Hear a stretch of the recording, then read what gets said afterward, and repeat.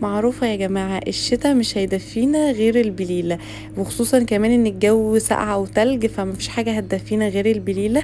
واحلى حاجة في البليلة ان هي وجبة عشاء بتشبعنا جدا، وخصوصا كمان ان هي القيمة الغذائية بتاعتها عالية جدا. يلا بينا بقى نشوف طريقتنا هتبقى ايه.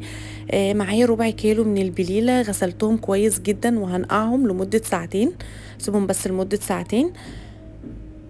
معايا بقى هنا حلة على النار، وهحط فيها البليلة واحط فيها المية، وهسيبها على نار متوسطة، وهغطيها لمدة ساعتين. هسيبها بس على النار لمدة ساعتين، مش هتاخد اكتر من كده.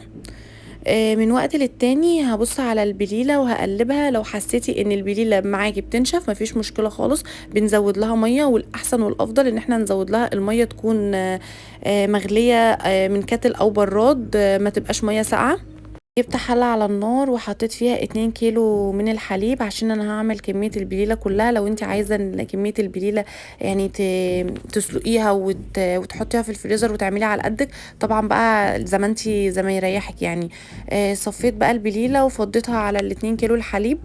الحليب كنت غلياه، وحطيت فانيليا، وحطيت كوباية من السكر، وهقلبهم علشان السكر يدوب مع الحليب والبليلة. وهنزل بمعلقتين من السمنه البلدي.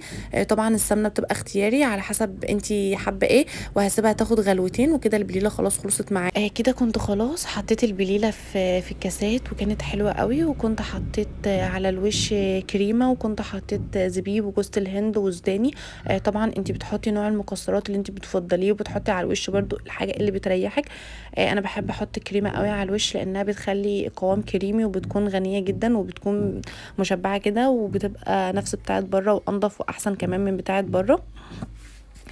كده. لو عجبكم الفيديو ووصلتوا لحد هنا، ما تنسوش تعملوا اشتراك للقناه، واعملوا لي لايكات كتير على الفيسبوك، واعملوا كومنتات كتير.